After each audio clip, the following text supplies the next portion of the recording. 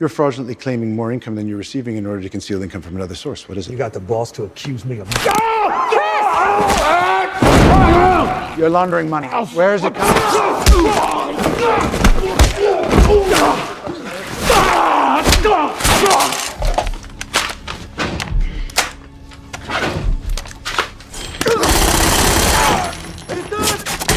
The movie begins with a group of criminals watching a girl named Anais entering the building, and as soon as she enters, they inform their boss, Burke, about it. He says that the old officer, Ray King, is about to meet someone to give them some important information, so both of them must be killed. The killers then exit their cars and rush towards the place. Ray meets Anais, who is a bounty hunter. Ray tells her that he used to be an FBI officer who specialized in solving financial crimes. He is currently working on a case to find out information about the family shown in a particular photograph. The man who gave him this job is the father of the person in the photo. When Anais looks at the photo, she says that she is a killer and not someone who saves people. Just then, Ray notices the gang members outside. He quickly tells Anais to leave the place and goes into the washroom. Okay, they're gonna come after me. When they do, get out of here.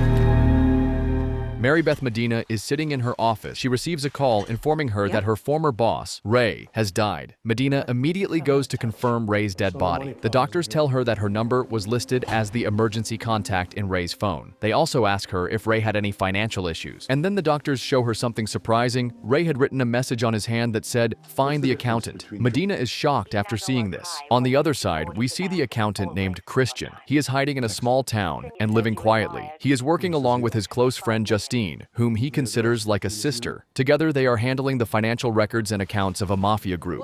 Christian is at a match maree party where many single, middle-aged men and women have come to find partners. Justine warns him not to cause trouble. As soon as Christian arrives, all the women notice him because they have already seen his impressive profile online. Oh, ladies, it's not a competition. Godspeed. Yes. Non-denominational. Do you believe in love at first sight? Absurd. Childish notion. What do you mean you reverse engineered our algorithm? I built my own dating algorithm. For example, women claim to value commitment and stability, but they swipe for dangerous and exciting, sexy bad boys. I assigned numerical values to your questions by tokenizing them in an embedding matrix and generating a predictive model. Women lie about weight and age, men lie about height and age. So I adjusted my photo and smile accordingly. And the best part is you don't have to amend your tax return for unclaimed depreciation. Kids? 44? 45. Suppose anything's possible.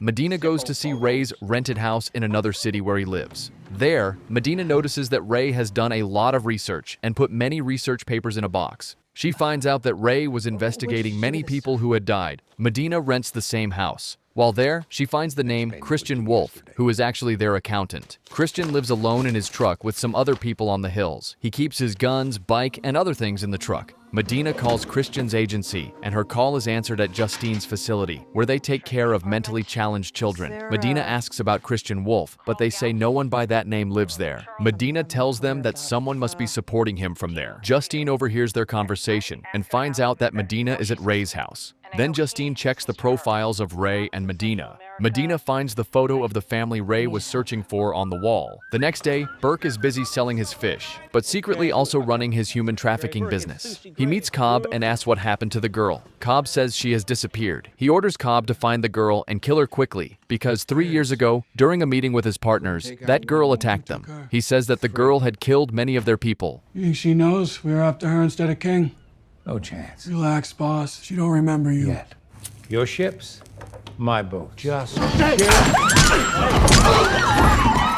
one day she'll remember who I am and what I did. You fly to Fort Worth tonight.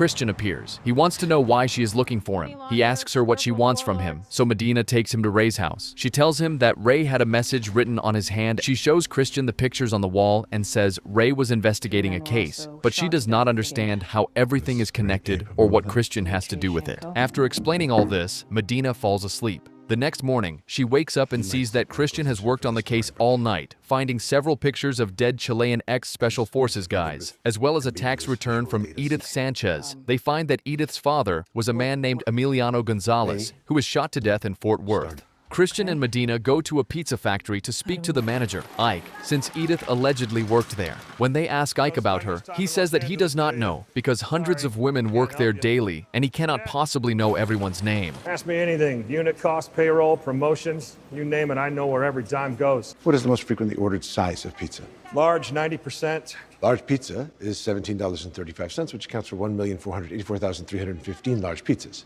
What's your point? Your paper costs are $360,000, which only accounts for 900,000 large pizza boxes. You are making my head hurt. You're fraudulently claiming more income than you're receiving in order to conceal income from another source. What is it? You got the balls to accuse me of... You're laundering money. Where is it coming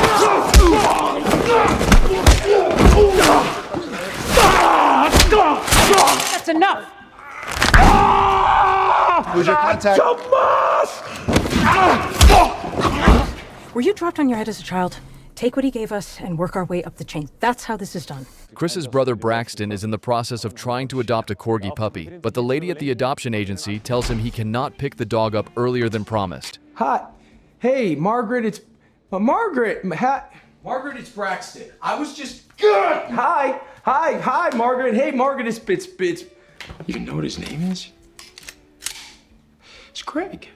Yeah, me again. You got me there, Margaret. I'm going to swing on through and pick up the pup on Thursday. You know, a corgi is an enormously smart dog, Margaret, and build a bond between the owner and its pup when they're going to spend the rest of their lives together. You know, you really... You're yelling at me, Margaret. Bye-bye. This is probably how Punisher acts when he needs to meet Karen. Christian calls his brother Braxton. Braxton tells him that he once promised they would live together, but now he is calling after 8 years. He adds that Christian never even called on Christmas or birthdays, and now suddenly he remembers him just because he needs help. Braxton is reluctant since his relationship with his brother has been strained, but he eventually agrees to meet him. Christian and Medina are waiting for Braxton. Medina says that Ray handled everything so well, and she wishes she could also prove herself like that. She then asks if Christian's brother will really be able to help them. Christian replies that Braxton is a very capable man, and although they do not talk much, he feels very happy that he is coming this time. Braxton arrives and is surprised to see Christian with a girl. Medina replies that Christian is helping them with a case. Then Braxton takes Christian aside. Christian tells him that he is really happy that he came. So it's been a minute, yeah? 8 years, 2 months. Braxton, thank you for coming. I'm really glad you're here. Did you tell you to say that? After that, Braxton meets the hotel manager and gives him money to arrange for 3 Mexican girls for the night. Then Braxton and Christian go to their hotel room and sit down. Soon, the 3 Mexican girls enter the room. Braxton lets the girls in and says that his brother has been alone for years, and now that they are also there, they all can enjoy together. But he adds that he wants to know how they ended up in this business and how Thomas trapped them. The girls are shocked to hear Thomas's name. One of the girls decides to help Braxton, but the other 2 get scared and run away. The girl who stays asks for a large amount of money. Christian gives her the money. She says that if they want, she can call Thomas directly to the hotel. Braxton replies that she should go ahead. Christian quickly says that they are accountants. At room 235. Look like... Accountants. I don't have kids.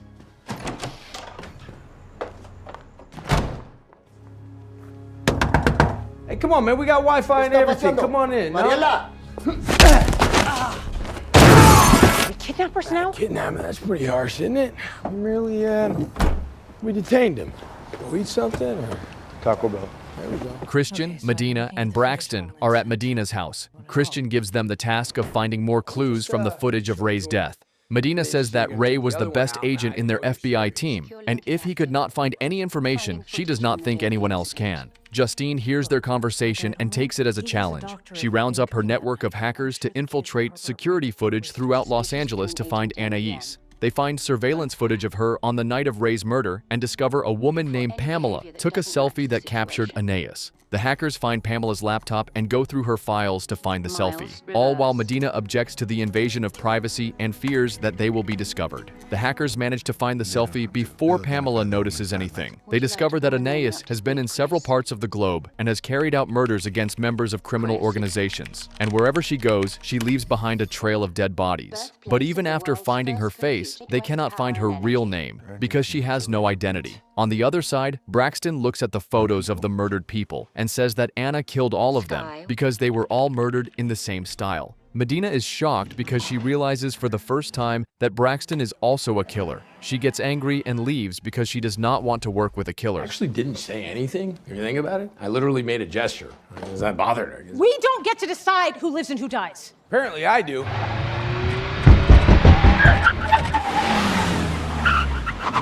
I'm glad it's not my car. You know what? I made a mistake calling you. Don't be here when I get back. If I see either of you again, I'll have you arrested. Burke's hideout at the Mexico border is shown. He has kept many children there, planning to sell them and make money. Medina is interrogating Thomas and trying to get information from him. Their lawyers are also present. She also warns him that if he does not tell her everything, there will be consequences. Medina asks for his boss's name. 4 or 5 years ago. So she's dead. Oh, heard she went through the windshield though. You put everything on the record, you'll get immunity in exchange for your testimony. I don't have kids. Thank God for that. Gotta let it go already. Well, I'm saying, why is that significant? You ever thought about why I'm alone, Chris? Like, I travel the world. I stay at 5-star hotels. I do what I want when I want it. Do you have a dog? I'm getting a dog. That's Greg. Do you have a permanent residence? No, Anyone to care for your dog during long absences? I do not. You know something? If I had a cat, at least the cat would miss me. Doubtful. In the evening, both brothers go to a nearby club. There, Christian notices a pretty waitress. She also sees Christian, walks over to him, and starts flirting. Christian starts dancing with Angie. Braxton feels very happy watching his brother dance. While dancing, Christian also manages to impress Angie. Some of Angie's friends come and start threatening Christian. He realizes they want to hit him. He says if they have the guts, they should try to hit him. It's okay. My brother wasn't having a good time tonight, but now he will. Yes, Right here. guys, it's very festive. Go, come on now. Go, Jerry. I'm very smooth. You, look at you. Christian shows Braxton that Angie gave him her number, which makes Braxton very happy. Meanwhile, Medina asks a doctor about a woman who ended up losing her memory and underwent facial reconstruction surgery. From Ray's file, she learns that the woman might have had some disorder connected to this. The doctor tells her that the woman worked in a restaurant. One day she left the restaurant and a boy attacked her. She fought back and the boy caught her and beat her badly. She ran away, but she had an accident. This accident affected her brain. After the accident, her face was badly hurt, so she underwent plastic surgery to change it. She had also lost her memory, but gradually she started becoming sharper in everything, and her abilities grew far beyond those of an ordinary person. She began to recover in just a few days. Then Medina realized that the woman was actually Anais, who had completely changed and become a killer. Braxton's phone rings, and Christian sees that the contract to kill Medina reaches all the killers in their group. Christian quickly takes his bike and rushes to Medina's house. Justine starts explaining everything about Anais, that how she gets a new face and why there is no information about her anywhere in the world. Meanwhile, Anais reaches Medina's house, and Medina catches her.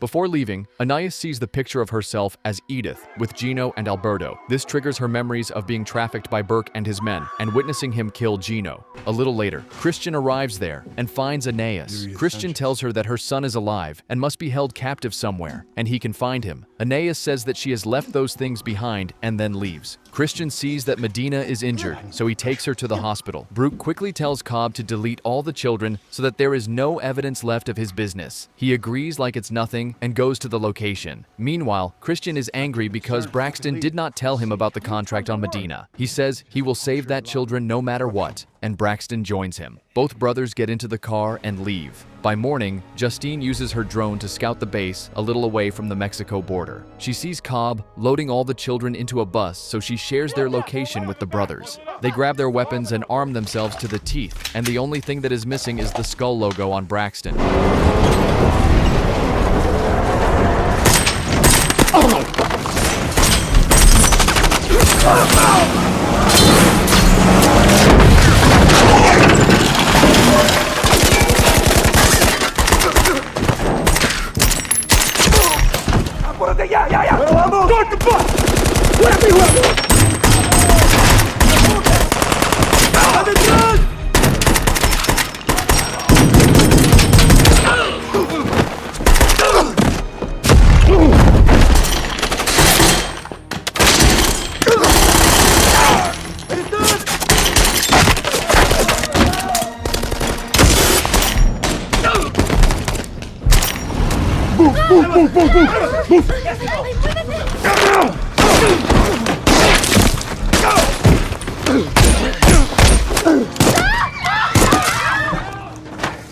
You're hit? I'm good. Hey, I'm good. Go.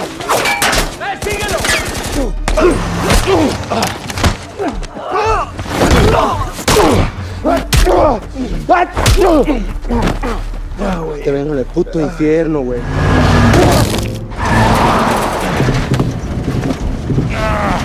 Help him off the bus! ¡Muévese! ¡Apúrese! ¡Muévese! Hold up!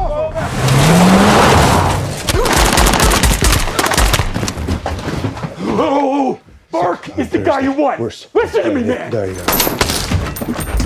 ¿Estás bien? ¿Estás seguro? ¿Estás bien? Hello. She looked treated. Are you gonna be mine? As I suspected. Meanwhile, Justine calls Aeneas and tells her about Burke's location and all the wrong things he has done. After some time, she tracks him down in a foreign place and awaits him as Burke comes out of shower. She picks up a knife and chases him throughout the house, killing him finally. Medina returns to work after recovering, and a week later, she seizes Burke's entire fishing company and finds a lot of evidence related to human trafficking. Medina sits on Burke's seat and calls Justine's center to thank her for helping save the kids, and that Ray would be proud. Justine prepares a room for Alberto to stay comfortably with the other children so that he can live there easily. On the other side, Christian and Braxton are going to Justine's base with Alberto. The two brothers plan to stay there for a few weeks, and Braxton is very excited to spend this time with his brother. Do you think, well, I made a reservation at an RV park. You made a reservation? I think it'll be fun. It might be fun too. I hope you guys enjoyed the recap, and be sure to check out other awesome recaps on the channel. And as always, thank you very much for watching.